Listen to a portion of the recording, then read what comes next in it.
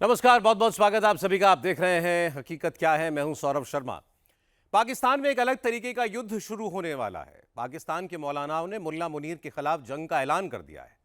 पाकिस्तान में नारे लग रहे हैं, जो ट्रंप का यार है वो गद्दार है। और ट्रंप ने सीधे सीधे मुनीर से कह दिया है, साइन तो करना पड़ेगा। पाकिस्तान में ट्रंप को कोई नो नहीं बोल सकता। अगर मुनीर ने ट्रंप को नो कहा तो पाकिस्तान की गद्दी भी जाएगी और वर्दी भी जाएगी।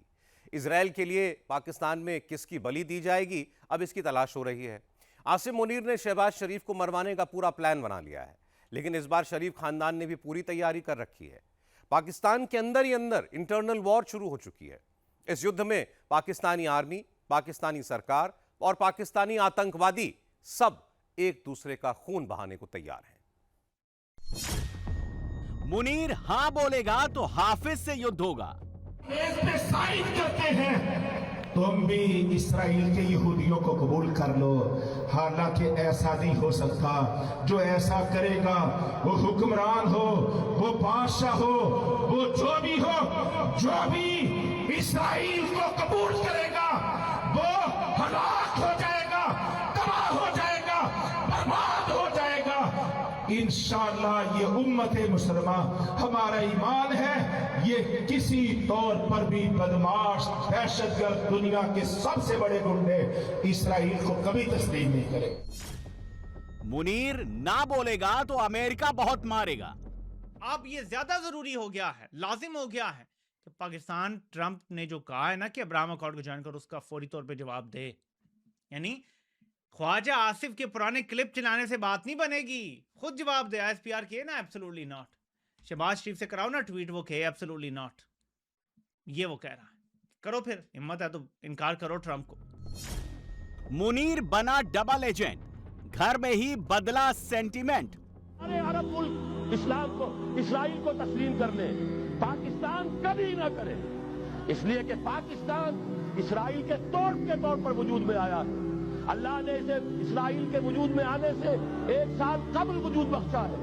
हम कभी तस्लीम नहीं करेंगे। असल में तो जंग हमें करनी है, मुकाबला हमें करना है।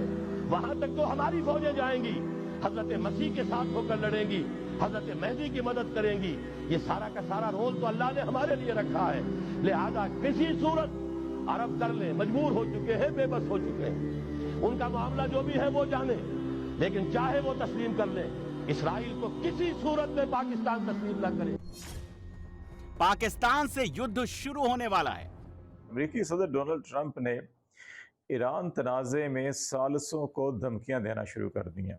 मामला जो है वो ईरान के साथ था और अब सालिस निशाने पर आ रहे हैं और पाकिस्तान भी उन सालिसों में से एक सालिस है। पाकिस्तान आर्मी हाई अलर्ट पर है। पाकिस्तान स्पेशल कमांडो को हाई अलर्ट पर रखा गया है। इस्लामाबाद, लाहौर, कराची, पाकिस्तान के हर बड़े शहर का कंट्रोल सीधे तौर पर आर्मी ने अपने हाथ में ले लिया है। रावलपिंडी में बिना परमिशन किसी की गाड़ी का आना जाना मना हो गया है। पाकिस्तान में हर गली, हर सड़क, हर मोहल्ले में बारूद बिछा दिया गया है। एक चिंगारी और पाकिस्तान में धमाके शुरू हो जाएंगे। इस बार मुनीर को खतरा 22 करोड़ पाकिस्तानियों से लग रहा है, क्योंकि ट्रंप ने मुनीर को सीधे सीधे फरमान सुना दिया है। इस वक्त पाकिस्तान को प्रेशराइज किया जा रहा है अमेरिका की जानिब से कि आप इसराइल को रिकग्नाइज करें। अच्छा, इसराइली खुश हो रहे हैं, इंडियंस हमारे दोस्त खुश हो रहे हैं, पाकिस्तान पे प्रेशर पै रहे हैं। पाकिस्तान ने इंज हो रहे हैं, पाकिस्तान ना उंज हो रहे हैं, पाकिस्तान दे पीछे पै गए, पाकिस्तान उन्होंने नहीं छड़ना, पाकिस्तान दया कर। मुनीर ईरान और अमेरिका जंग में मीडिएटर बनकर अपनी इमेज ग्लोबल लीडर वाली बनाना चाहता था, लेकिन अब उसकी इमेज पाकिस्तान में ही डैमेज होनी शुरू हो गई है। अगर पाकिस्तान ने इजराइल को मान्यता दी तो पाकिस्तान में दंगे शुरू हो जाएंगे। अगर पाकिस्तान में इजराइल को मान्यता नहीं दी तो ट्रंप पाकिस्तान पर कहर बरसाना शुरू कर देंगे। मुनीर अच्छे से जानता है पाकिस्तान में पावर में वही रहता है जिसके पास AAA का हाथ हो। हुकूमत का टाइम पूरा करने के लिए 3 एस की मदद चाहिए। केसरिया से मन जोगी हुआ रे, दिल झूमे देखो।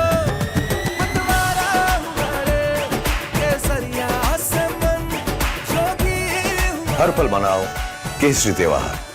विमल, बोलो जुबान केसरी। आर्मी एंड अमेरिका, उसके ऊपर भी गरीदा को काफी बातें सुनाई गई, लेकिन वैसे तो खैर उन्होंने ये जो बात कही है वो मुझे लगता है कि कुछ झूठ नहीं है और ना ही कोई नई बात है। ये तो सभी जानते हैं कि पाकिस्तान में जो भी हुकूमत आती है वो कहीं ना कहीं उसको आर्मी की भी एक तरह से रजामंदी चाहिए होती है और अमेरिका की भी चाहिए होती है। इसीलिए तो वो इमरान खान साहब बेचारे चिल्लाते रहे कि उनकी गवर्नमेंट जो है वो अमेरिका ने हटाई, लेकिन किसी ने उनकी बात पे कान ना धर के और उनकी बात को रिजेक्ट कर दिया गया। पाकिस्तान में अब कोई बच्चा पैदा होता है तो उसको सबसे पहले इजराइल से नफरत करना सिखाते हैं। यहूदियों के खिलाफ बचपन से उसके जहन में जहर भरा जाता है। अल्लाह कहते हैं तो मुसलमानों का सबसे बड़ा दुश्मन, दुनिया की जितनी कौमें हैं उनमें सबसे बड़ा दुश्मन किसको पाओगे? यहूद को पाओगे। हम इसराइल के अगेंस्ट हैं तो हमारी जो लड़ाई होगी इसराइल से होगी। हदीस में जिस यहूदी से लड़ाई का जिक्र है उससे मुराद भी कौन सा यहूदी हैं?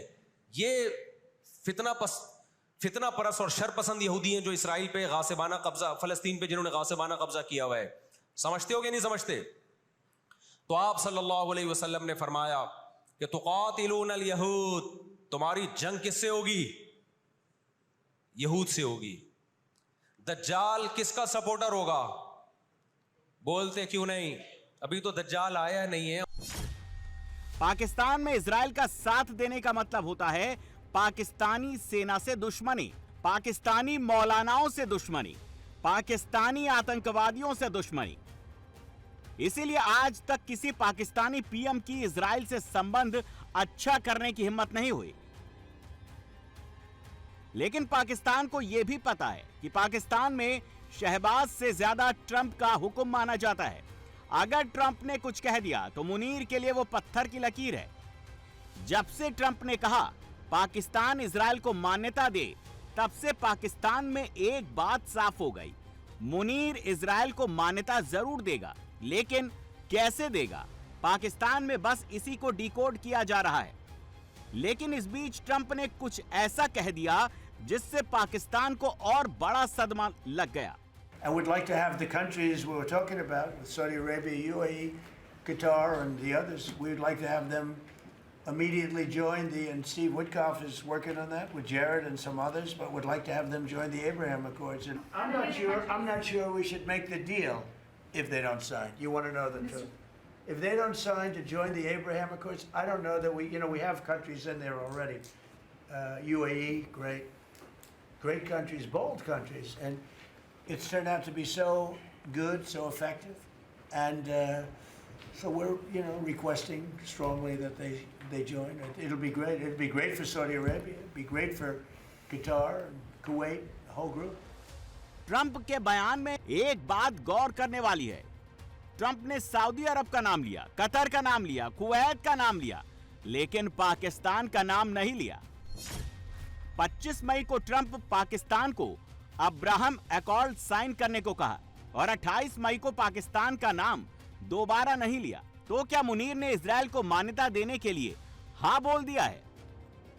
पाकिस्तान में जबरदस्त कंफ्यूजन है, किसी को कुछ नहीं पता पाकिस्तान किस लाइन पर चल रहा है, मुनीर क्या कर रहा है। पाकिस्तान में स्पेशल संसद सेशन की डिमांड की जा रही है ताकि पता चल सके पाकिस्तान किस तरफ खड़ा है। अगर आप उससे इत्तेफाक करते हैं कि एक इजलास पार्लियामेंट का इन कैमरा हो जाए और उसमें हमें बड़ी वजाहत के साथ बताया जाए कि पाकिस्तान की स्ट्रेटेजिक पोजीशन क्या है, इस आलमी सिनेरियो में पाकिस्तान कहां खड़ा है, आलमी बिरादरी के लिए हमारा पैगाम क्या है, हमारा किरदार क्या है, और जाहिर है कि ये जिम्मेदारी हुकूमत की भी है और एस्टेब्लिशमेंट की भी है, तमाम दिफाई इदारों की भी है कि वो अवाम के इन नुमाइंदों को, इस पार्लियामेंट को बताएं। अगर आप पब्लिक नहीं करना चाहते और हालात इसके मुतकाजी हों कि हम इन कैमरे बैठकर इस पर गुफ्तगू करें। आसिम मुनीर मंझा हुआ खिलाड़ी है, उसके पास पाकिस्तानी सेना भी है और वो खुद को बतौर मुल्ला भी पेश करता है। सबसे पहले मुनीर ने इजराइल को लेकर पाकिस्तानी जनता का लिटमस टेस्ट किया, अमेरिका का प्रेशर पॉलिटिक्स को आजमाया। पाकिस्तान में 1 साल पुराना ख्वाजा आसिफ का बयान वायरल होता है जिसमें वो इजराइल को मान्यता देने के खिलाफ हैं। पाकिस्तान से ये बयान अमेरिका पहुंचा और रिएक्शन भी आया। लिंडसे ग्राहम जो है वो कहते हैं कि ठीक है अब सच नहीं, लेकिन माजी में तो आपने ट्वीट किया था जो आपने डिलीट कर दिया था। तो उन्होंने कहा कि ये जो पाकिस्तान सालिस बना हुआ है तो इनकी सालसी जो है उससे ज़्यादा प्रॉब्लमेटिक इनका बिहेवियर है और इनकी इसराइल के साथ जो नफरत है और इनका ट्रैक रिकॉर्ड है। फिर उन्होंने कहा कि माना कि कोई लेटेस्ट स्टेटमेंट अभी डिफेंस मिनिस्टर ने नहीं दी, लेकिन इनकी पुरानी स्टेटमेंट्स जो हैं वो बहुत ही प्रॉब्लमेटिक हैं। हालांकि वो बेचारे डिलीट कर चुके, तोबा कर चुके उन स्टेटमेंटों से भी। उनसे तो आपको पता है रात के वक्त तो उनसे कुछ भी हो जाता है, ऐसे ही जैसे चूहा ड्रम में गिरा हो। अब वो आपकी मर्ज़ी, आपने ड्रम के अंदर शराब समझनी है, रूह अफ़ज़ा समझना है। बहरहाल वो ड्रम में गिरा हुआ चूहा जब बाहर निकलता है तो जैसी वो बातें करता है। तो ख्वाजा साहब भी रात को तकरीबन 12 बजे के बाद, 12 से लेके आप उनके सभी ऐसे ट्वीट्स जो हैं उनका अगर वक्त देखेंगे तो रात 12 से सुबह 5 बजे के दरमियान होता है। सुबह 5 बजे के बाद फिर कभी ऐसा ट्वीट नहीं होता और मॉर्निंग में उठकर अक्सर अपने ट्वीट वो डिलीट भी कर देते हैं। आपको याद होगा जब इस्लामाबाद में ईरान और अमेरिका की मीटिंग होनी थी, ठीक उसी वक्त ख्वाजा आसिफ का एंटी इजराइल पोस्ट भी आया था। मुनीर पाकिस्तान में बहुत सेफ गेम खेलने की प्लानिंग में है। अगर अच्छा हुआ तो आसिफ मुनीर की जय जय हो, अगर मामला फंसा तो शहबाज शरीफ की कुर्बानी पक्की है। तो अभी इसराइल को तस्लीम करते हैं तो सारा मुद्दा शहबाज पे डाला जा सकता है कि शहबाज ने और जरदारी ने साइन किए थे भाई, क्योंकि देखिए ना दस्तखत तो वज़ीर आज़म के होंगे ना, अगर ऐसा कोई होता है मुआहदा, या सदर और वज़ीर आज़म दोनों के होंगे, ठीक है। लेकिन अगर खुद सामने आ जाता है, सदर बन जाता है, केसरिया से मन जोगी हुआ रे, दिल झूमे देखो मतवारा हुआ रे, केसरिया से मन जोगी हुआ। हर पल मनाओ केसरी त्योहार, विमल बोलो जुबान केसरी। और किसी मोहसिन नकवी जैसे को वज़ीर आज़म बना देता है, किसी काकड़ शाकड़ को लाके बिठा देता है, तो फिर अगर इसराइल को तस्लीम करना हुआ तो क्या होगा? तो मेरे ख्याल में 28वीं तरमीम भी इसीलिए रुक गई है कुछ अरसे के लिए, वरना ये मई के तीसरे हफ्ते में और चौथे हफ्ते में ये पास होनी थी हर हाल में। लेकिन अभी आपको पता है कि इसके ऊपर बातचीत रुक गई है। मुझे लगता है कि ये जो अचानक डिमांड आ गई है ना ट्रंप की, और ये ओपनली डिमांड तो बाद में आती है ना, पर्दे के पीछे डिमांड तो पहले से चल रही है और ये लोग अच्छी तरह जानते हैं कि पर्दे के पीछे से डिमांड चल रही है। तो इस डिमांड को सामने रखते हुए इन लोगों ने 28वीं तरमीम को थोड़ा सा डिले कर दिया है। पाकिस्तान के 2 सच हैं जो मुनीर अच्छे से जानता है। पाकिस्तान में इजराइल और भारत को एक साथ देखा जाता है। इजराइल और भारत की दोस्ती पाकिस्तान में सबसे ज्यादा चुभती है। और दूसरा सच, पाकिस्तान में तानाशाह को पाकिस्तान छोड़कर भागना पड़ा है। पाकिस्तान के पहले तानाशाह अयूब खान को गद्दी छोड़ने के बाद जिंदगी भर हाउस अरेस्ट में रहना पड़ा। दूसरा तानाशाह याह्या खान जो घर में बंद रहा, बीमारी से तड़प तड़प कर मर गया। तीसरा तानाशाह जियाउल हक की मौत प्लेन क्रैश में हो गई। चौथा तानाशाह परवेज मुशर्रफ दुबई से जिंदा नहीं लौट पाया। और अब बारी आसिम मुनीर की है। मुनीर को पता है जिस दिन वर्दी उतरेगी उस दिन उसको पाकिस्तान में रहने के लिए 1 इंच जमीन नहीं मिलेगी। उसको पाकिस्तान से भागना पड़ेगा और वर्दी कब तक रहेगी इसका फैसला भी अमेरिका करेगा। ऐसे में भी मुनीर पाकिस्तान में युद्ध शुरू करवा सकता है, लेकिन अमेरिका से नो सर नहीं बोल सकता। आसिम मुनीर को जब डिमांड व्हाइट हाउस में की गई कि गजा पीस बोर्ड के लिए तुम जो हो अपनी पाकिस्तान की फौज को भेजोगे, तो आसिम मुनीर ने कहा यस सर। डैडी ट्रंप को उसने बोला यस सर मैं भेजूंगा, और आसिम मुनीर अप्रूवल दे के आया व्हाइट हाउस में लंच के ऊपर। लेकिन प्रॉब्लम क्या हुई कि पाकिस्तान वापसी के ऊपर जब पल्स रिपोर्ट आई तो तमाम कोर कमांडर्स को, commanding officers, core intelligence battalions ने बताया कि सर अगर इसराइल भेजेंगे, गजा में आप ट्रुप्स भेजेंगे और जाहिर बात है वो इजरायली कमांड के अंदर भेजेंगे, तो 100% कंफर्म हमसे लिखवा लें कि बगावत हो जाएगी, क्योंकि आपने तो जो इस वक्त ग्रूमिंग की हुई है वो तो टोटल एंटी इजराइल सेंटिमेंट के ऊपर, प्रो जो है वो जहाद कॉन्फ्लिक्ट के ऊपर, ईमान तकवा जहाद कॉन्फ्लिक्ट के जो माजूद कॉन्सेप्ट के ऊपर आपने की हुई है। तो जाहिर बात है कि ट्रुप्स जो है वो तो सर हमें सपोर्ट नहीं करेंगे। 1947 में पाकिस्तान हिंदुस्तान से अलग होकर नक्शे में जरूर आया, लेकिन पाकिस्तान को सही मायने में आजादी कभी नहीं मिली। पाकिस्तान हमेशा से अमेरिका के कंट्रोल में था। पाकिस्तान कोई भी ऐसी मिसाइल नहीं बना सकता जो इजराइल को टारगेट कर सके। पाकिस्तान से इजराइल की दूरी करीब 3500 किलोमीटर है। पाकिस्तान की सबसे दूरी वाली मिसाइल शाहीन है, इसकी रेंज 2750 किलोमीटर है, जबकि इजराइल की मिसाइल पाकिस्तान को हिट कर सकती है। एक बार एक पाकिस्तानी साइंटिस्ट ने पाकिस्तानी मिसाइल को इजराइल की तरफ मोड़ने की कोशिश की थी। उसके बाद जो हुआ वो पाकिस्तान में कोई नहीं भूल सकता। ये जो बात मैं आपको बताने लगा हूं, ये खुद मुझे डॉक्टर अब्दुल कदीर खान साहब ने बताई। मैंने उनसे पूछा कि ये डॉक्टर साहब, ये परवेज मुशर्रफ के साथ क्या मसला है आपका, आप तो हमारे कौमी हीरो हैं। तो उन्होंने उसको एक बहुत नाकाबिले बयान किस्म की गाली दी और कहा कि मैंने जब गौरी मिसाइल की रेंज जो है वो 5000 किलोमीटर करने की कोशिश शुरू की और प्रोजेक्ट के लिए जब मैंने उनसे फंड्स मांगे तो उन्होंने कहा अच्छा, इसका मतलब है तुम इसराइल को टारगेट करना चाहते हो, तो हमारा तो दुश्मन इंडिया है, तो ये 1500 या ज़्यादा से ज़्यादा 2000 किलोमीटर से आगे तुम नहीं जा सकते। तो हुजूर, बात तो करना बड़ा आसान है कि गौरी मिसाइल का रुख इसराइल की तरफ कर दो, लेकिन जिसने करने की कोशिश की उसको तो आपने इबरत की मिसाल बना दी। अमेरिका हमेशा से जानता है पाकिस्तान की रगों में धोखा है। पाकिस्तान में अगर सरकार साथ देगी तो सेना दगा करेगी, अगर सेना और सरकार साथ में है तो मौलाना और आतंकवादी अलग अलग लाइन पर चल देंगे। ऐसा अभी हो रहा है। भाइयों, गुज़श्ता 2 माह पहले जब अल्लाह के फजल और करम से पाकिस्तान और सऊदी अरब का दिफाई मुआहिदा हुआ और उस मुआहिदे के नतीजे में पाकिस्तान की फजाइया, पाकिस्तान के लड़ाका तैयारे वो सऊदी अरब के मलिक अब्दुल अजीज एयरबेस पे पहुंचे। इसका माना क्या था? अल्लाह तबारक तआला ने उम्मते मुसलमा को ये एहसास अता फरमा दिया कि आज इनको पेशकदमी अता फरमाते हुए इसराइल के सर पे जाके उठा दिया है। इसराइल का पाकिस्तान से फासला 4000 किलोमीटर था।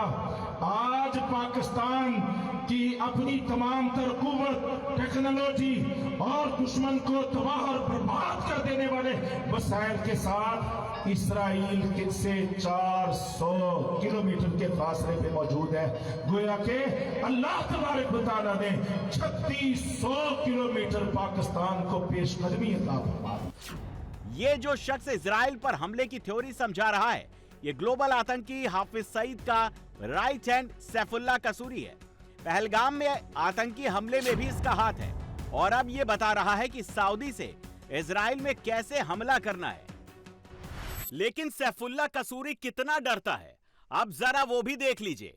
कसूरी के दोनों तरफ खड़े दोनों शख्स को देखिए, उनकी उंगलियों पर गौर कीजिए।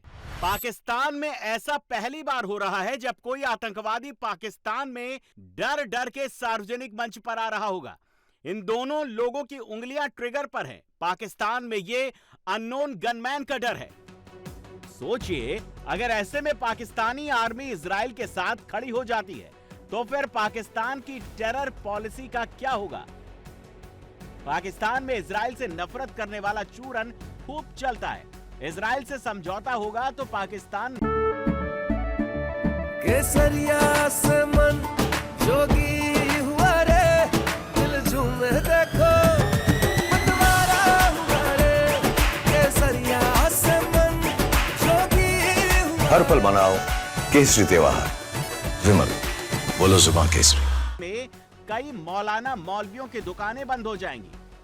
अपने हुक्मरानों को भी बताना चाहता हूं, अपने अवाम को भी इस हवाले से बेदार करना चाहता हूं कि अगर ईरान को इसराइल सर कर लेता है तो फिर इसराइल पाकिस्तान के दरवाजे पर खड़ा है।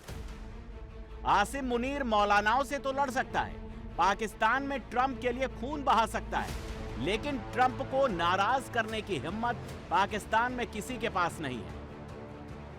अगर पाकिस्तान एंटी ट्रंप स्टैंड लेगा तो उसके साथ क्या होगा, इसका जवाब ट्रंप ने ओमान के एग्जाम्पल से समझा दिया। The strait's going to be open to everybody. It's international waters.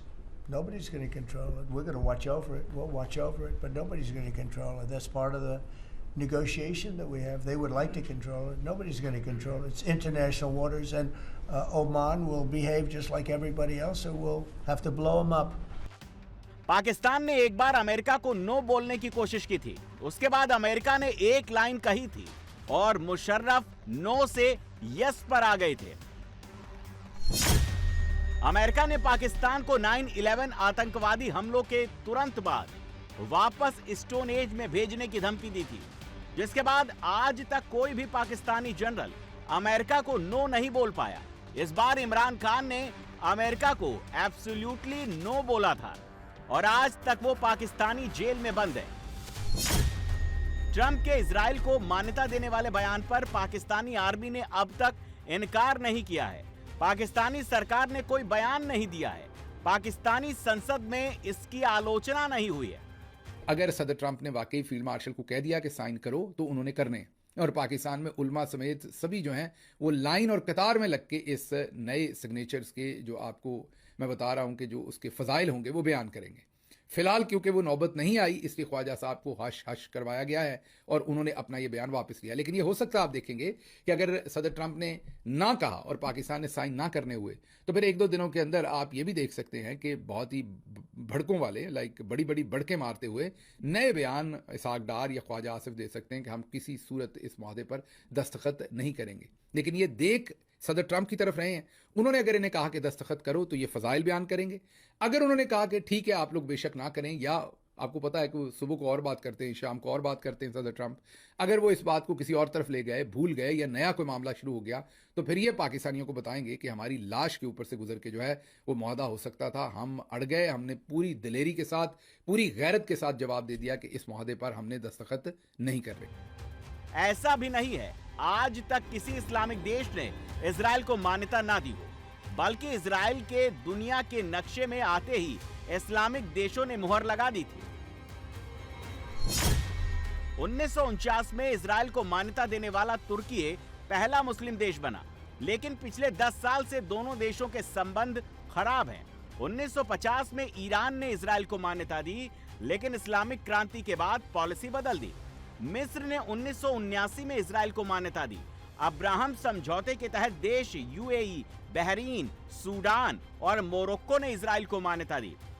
इस लिस्ट में अगला नाम पाकिस्तान का जुड़ेगा, क्योंकि ऐसा नहीं हुआ तो मुनीर पर चारों फ्रंट से हमला होगा और कोई मुनीर को बचा नहीं पाएगा। ऑपरेशन सिंदूर का डर आज भी पाकिस्तान को सोने नहीं देता है। अगर टेक्निकल ग्राउंड्स पर देखा जाए, और ये कोई छोटी बात तो नहीं है, पूरी दुनिया में पाकिस्तान भारत की जंग डिस्कस हो रही है, हम करें ना करें, अमरीकी सदर इसका जिक्र करते थकते नहीं है। लेकिन ऐसे में हम अभी तक कोई वीडियो जारी क्यों नहीं कर पाए? हम अपनी बात को विद प्रूफ्स जस्टिफाई क्यों नहीं कर पाए कि भाई हमने इतने तैयारे मारे हैं, ये देखो मलबा है, ये हमने उसका सारा डेब्रिस है, संभाल के रखा है, महफूज कर लिया है, at least we will remember it till centuries or till the world exists कि पाकिस्तान ने भारत का हशर क्या किया था। So we are unable to produce that video. Why? अभी युद्ध पाकिस्तान के बाहर खाड़ी में चल रहा है। मुनीर अगर ट्रंप को हाँ बोलेगा तो पाकिस्तान में मुल्ला बनाम मौलाना शुरू होगा, और अगर मुनीर ट्रंप को ना बोलता है तो ईरान से पहले अमेरिका पाकिस्तान को तबाह कर देगा। पाकिस्तान की आईएसआई योगी आदित्यनाथ का नंबर क्यों मांग रही है? आईएसआई क्यों कह रही है कि योगी के पीए का नंबर बताओ? पाकिस्तान की आईएसआई योगी के मंत्रियों का नंबर क्यों ढूंढ रही है? इसका पता जैसे ही यूपी पुलिस को चला उसके कान खड़े हो गए। तहकीकात हुई तो इस्लामाबाद के तार गाजियाबाद से जुड़ गए।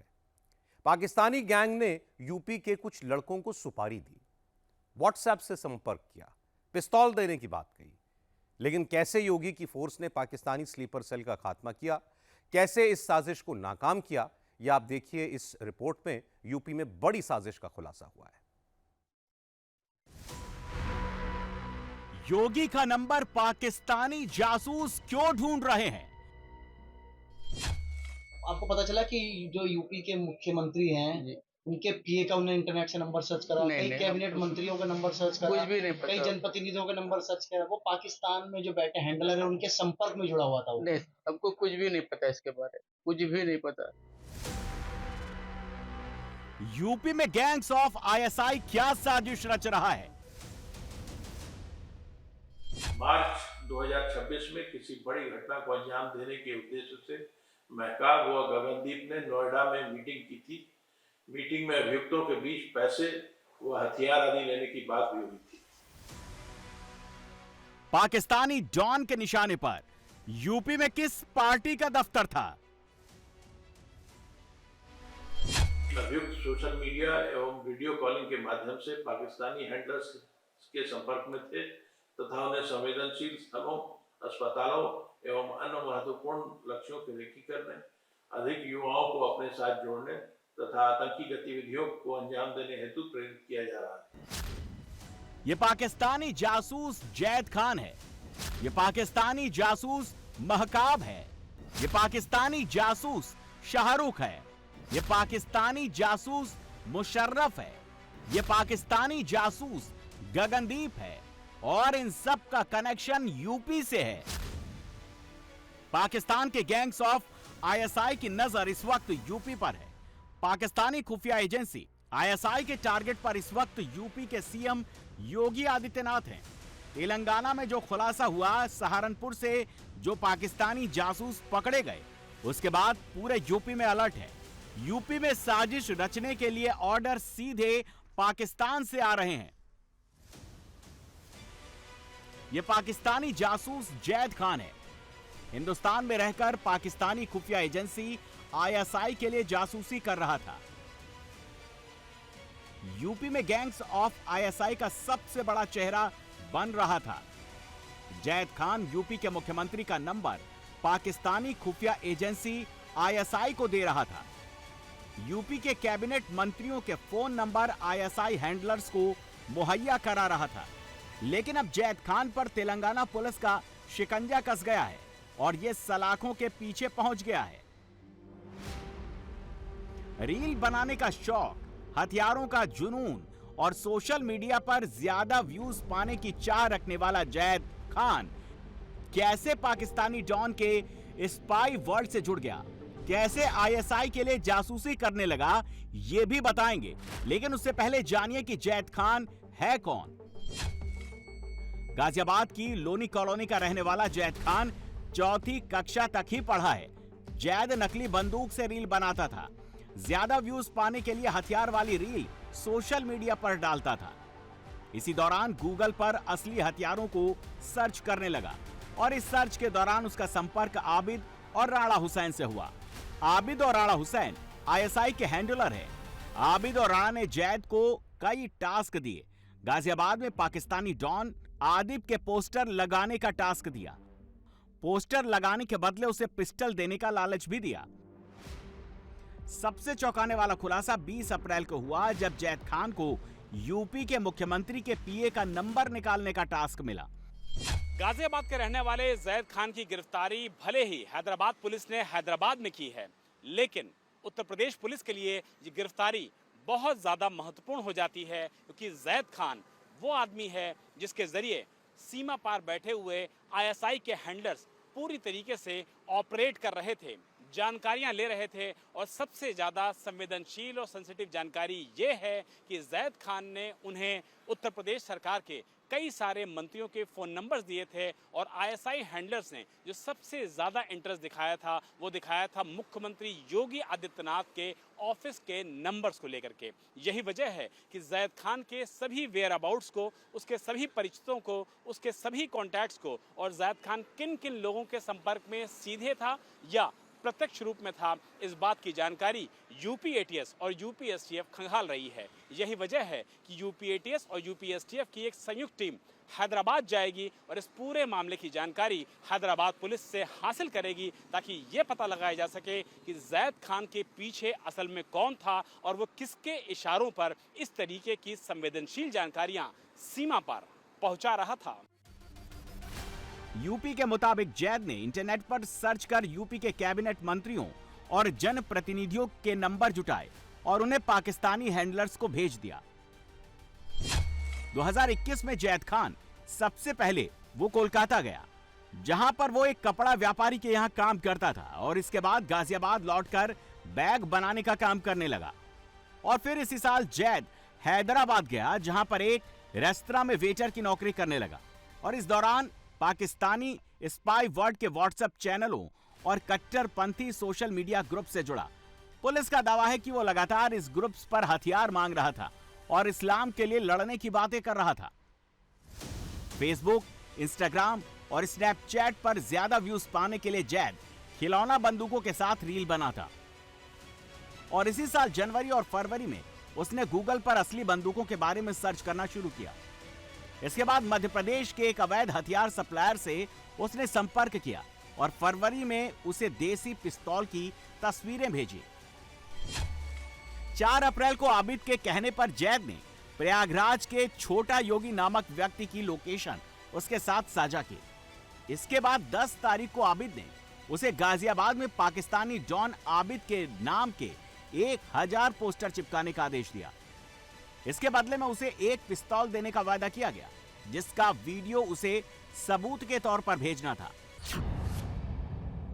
पाकिस्तानी गैंगस्टर से आतंकी बने शहजाद भट्टी ने सोशल मीडिया के जरिए सिर्फ जैद खान का ही ब्रेन वॉश नहीं किया, बल्कि यूपी और उत्तराखंड के 4 और युवकों को आईएसआई के स्लीपर सेल में भर्ती किया और इन सबके टारगेट पर यूपी था। पाकिस्तान की खुफिया एजेंसी आईएसआई के निर्देश पर पाकिस्तानी गैंगस्टर शहजाद भट्टी एवं आबिद जट द्वारा सोशल मीडिया प्लेटफॉर्म के माध्यम से भारतीय युवाओं को भ्रमित कर तथा आर्थिक लाभ का प्रलोभन देकर एक सुनियोजित षड्यंत्र के तहत उन्हें कट्टरपंथ की ओर प्रेरित किया जा रहा है। साथ ही स्लीपर सेल तैयार कर देश में आतंकवादी एवं विध्वंसक गतिविधियों को अंजाम देने के लिए उकसाया जा रहा था। गैंग्स ऑफ आईएसआई के इशारे पर महकाब, शाहरुख, मुशर्रफ और गगनदीप मिलकर यूपी में बड़ी वारदात की साजिश रच रहे थे। सोशल मीडिया और वीडियो कॉलिंग के जरिए ये सभी पाकिस्तानी हैंडलर्स के संपर्क में थे और उन्हें संवेदनशील स्थलों की जानकारी भी साझा कर रहे थे। ये चारों डिजिटल प्लेटफॉर्म पर देश विरोधी साजिश रच रहे थे।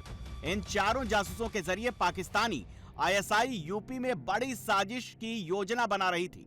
पाकिस्तानी गैंगस्टर शहजाद भट्टी ने इन्हें टारगेट भी दिया हुआ था। महकाब, गगनदीप, शाहरुख और मुशर्रफ यूपी की एक राजनीतिक पार्टी के दफ्तर, अस्पताल और स्कूलों की रेकी कर रहे थे। इनकी जानकारी पाकिस्तान में भेज रहे थे।